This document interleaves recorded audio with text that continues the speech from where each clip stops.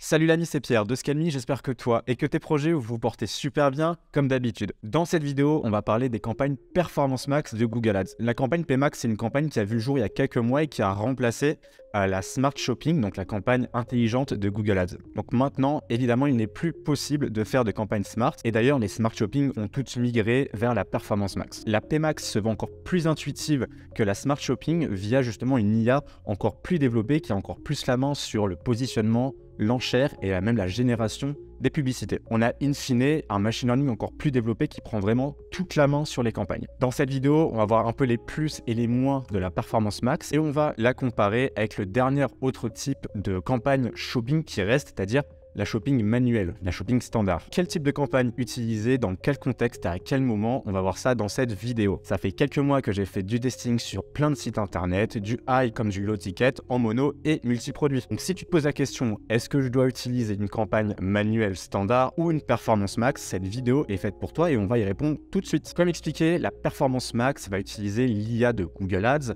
avec son machine learning de plus en plus puissant pour faire en sorte de positionner dynamiquement tes publicités sur plein de réseaux différents avec une enchère relativement dynamique. Le gros aspect positif de la PMax, c'est qu'elle va utiliser tous les réseaux que possède Google Ads. On parle donc du search, du shopping, du Gmail, du display, du YouTube, du Discover. C'est énorme. Et au-delà du positionnement, on va pas faire que de l'acquisition. Il y aura aussi le retargeting dynamique qui va être très intéressant et l'acquisition plus ou moins froid, basé sur des audiences similaires, le lookalike. On a donc un potentiel d'acquisition de trafic beaucoup plus large, évidemment, qu'avec une ancienne Smart Shopping ou alors avec une campagne shopping manuelle. Additionné à ça, un machine learning de plus en plus puissant de la part de Google, ça fait des miracles. Et évidemment, comme ça prend la main, c'est beaucoup plus simple à gérer. On a fait le tour des points positifs, maintenant on va voir les points négatifs de la Performance Max. À mon sens, un des gros points faibles de cette campagne, de la PMax, c'est que c'est un peu une campagne fourre-tout. On va vouloir mettre tous nos produits dedans et croiser les doigts pour voir si ça fonctionne. Il faut savoir qu'on peut mettre qu'une seule offre marketing dans un groupe d'assets. Évidemment, très difficile d'être le plus pertinent possible par groupe d'assets, donc par offre marketing. On verra tout ça plus en détail dans la vidéo. Deuxième point négatif, c'est qu'on a vraiment moins la main sur les types d'enchères, dans le sens où on peut simplement dire à Google qu'on veut maximiser nos conversions, logique. Et le deuxième axe, c'est de rajouter un aspect de retour sur investissement cible, donc de ROS cible. On a moins la main comme sur une campagne standard par exemple, où on pourrait s'amuser à mettre du coût par clic manuel et avoir la main sur chaque coût par clic maximum pour chacun de nos produits. Ici, c'est pas le cas.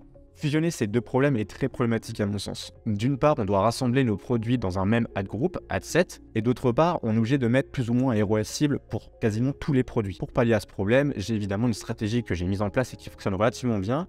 J'effleurerai cette stratégie en fin de vidéo et je la développerai dans une autre vidéo totalement à part. Troisième point négatif, on ne va pas pouvoir exclure des termes de recherche de notre campagne, comme pour une campagne manuelle par exemple. Quatrième point négatif de la Performance Max, on ne peut pas choisir la répartition du budget par produit, par réseau ou par audience. C'est vraiment Google qui a la main à 100% là-dessus. Au-delà de ne pas avoir la main, on n'a même pas le visuel. Pour l'instant, on ne peut pas savoir comment est réparti, on n'a même pas l'information. Donc c'est compliqué, on avance un peu à l'aveugle. C'est toujours intéressant de savoir si 80% de notre budget est envoyé sur le search, sur le shopping, sur du display, sur du YouTube, en acquisition ou en retargeting. C'est des informations qui, à mon sens, sont très importantes. Autre point négatif, on est aussi évidemment diffusé sur le réseau de recherche. Et c'est 100% dynamique. Autant dire que comparer une campagne search en SKAG, donc avec un mot-clé par groupe d'annonces, et donc du coup, le mot-clé qui matche parfaitement avec l'annonce, c'est beaucoup moins pertinent. Fort heureusement, tu peux très bien faire une campagne SKAG en search en parallèle de la campagne Performance Max, et elle prendra le dessus, puisqu'elle aura un meilleur taux de clic et des meilleures performances. Autre point négatif, il va falloir mettre un petit peu d'effort, un petit peu de budget dans les créatives. Comme ça va faire de l'acquisition aussi sur YouTube, sur du display, etc.,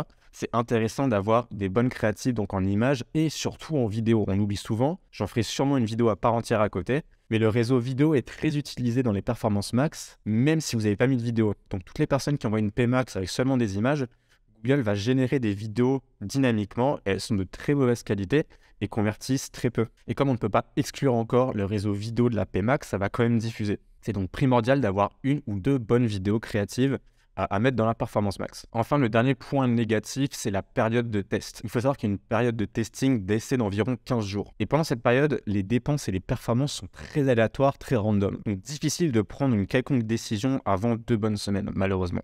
On a vu les pour et les contre de la campagne Performance Max. Maintenant, tu as deux choix qui s'offrent à toi. Soit une campagne shopping standard manuelle, ou alors une campagne Performance Max. Quelles sont les différences entre la PMax et la campagne standard? Laquelle choisir et dans quel contexte? On va voir ça tout de suite. La grosse différence, c'est évidemment le réseau. On peut presque dire que la campagne Performance Max, c'est même pas une campagne shopping tellement elle est large. Elle va toucher tous les réseaux de Google. Et au niveau des audiences, elle va toucher les mêmes audiences qu'une campagne shopping manuelle, donc une audience qui est dite chaude. Elle va toucher une audience froide aussi en faisant du lookalike. Elle va aussi faire du retargeting. Là où la campagne shopping manuelle standard va simplement se positionner sur des termes de recherche spécifiques de ton produit dans le canal shopping, tout simplement. Petit tip d'ailleurs, il y a une notion qui est très cool avec la Performance Max, c'est les signaux d'audience. En gros, avant que Google ait assez de données pour comprendre ton persona, comment le trouver et comment le cibler, tu vas pouvoir lui donner un petit coup de pouce. Je te montre. Ici, on a le signal d'audience avec des informations super intéressantes où on va pouvoir dire à Google, voilà, les personnes que je cherche tapent régulièrement ces informations sur Google, ont interagi avec mon site internet, ont ajouté au panier,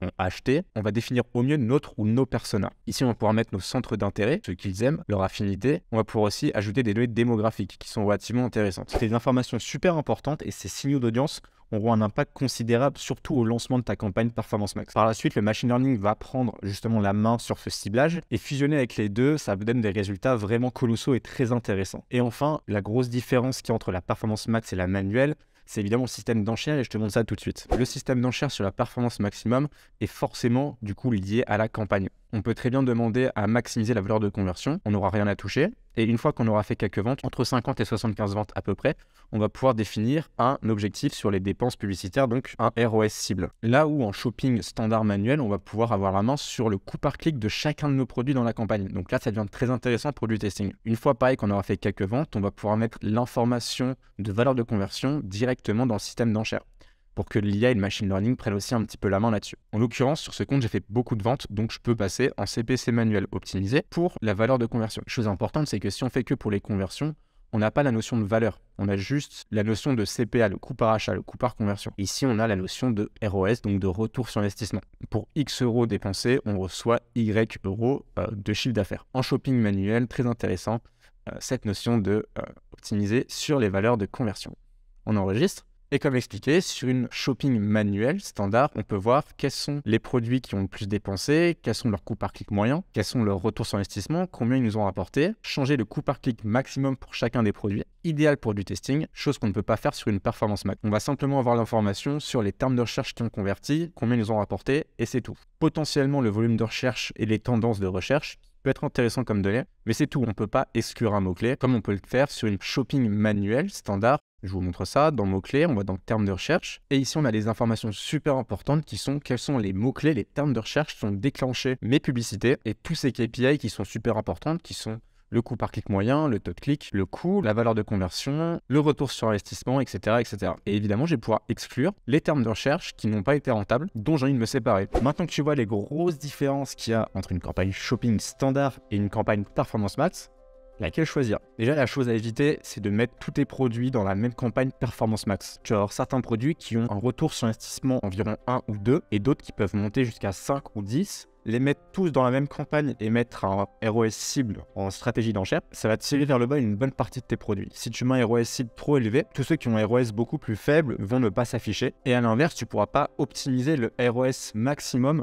de tes meilleurs produits qui ont un très bon retour sur investissement. Donc il y a deux stratégies si tu utilisais une performance max au début. La première que je ne fais pas et que je ne conseille pas forcément, c'est de faire une campagne performance max par type de collection ou offre marketing. Le problème, c'est que si tu fais ça sans avoir de data en amont, tu vas un peu à l'aveugle. Et c'est compliqué de prendre des bonnes décisions quand tu as très peu d'informations, de KPI et d'insights. Donc très compliqué cette stratégie. La seconde, et que je préfère, c'est de segmenter, faire plusieurs campagnes avec un ROS cible différent par palier pour chaque produit. C'est-à-dire qu'en amont, tu auras testé tous tes produits en shopping manuel standard. Tu auras vu quels sont le retour sur investissement moyen. Pour faire simple, on va dire que si tu as deux produits, un qui a un ROS de 2 et un autre qui a un ROS de 5, tu vas mettre le premier dans une campagne avec un ROS cible de 100 à 150%. Et la deuxième, tu vas faire une autre campagne avec un ROS de 500 à 600%. Et le but, c'est que tu vas pouvoir adapter ton offre marketing, tes assets, tes vidéos, tes images, tes photos dans chaque campagne différemment. Et en plus de ça, tu as un ROS cible, donc une stratégie d'enchère totalement adaptée pour chacun de tes produits. Et là, ça devient très puissant. Donc pour résumer, fais une campagne shopping manuel standard pour faire ton testing.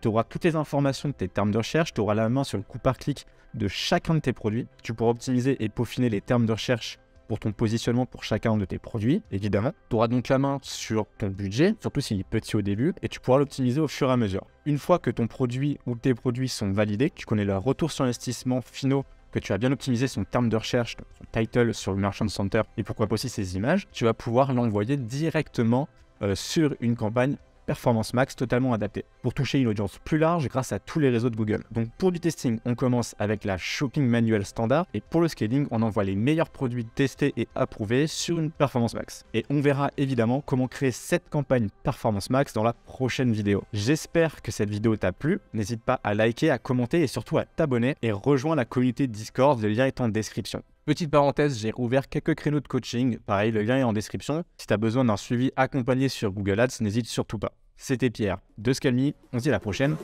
Salut!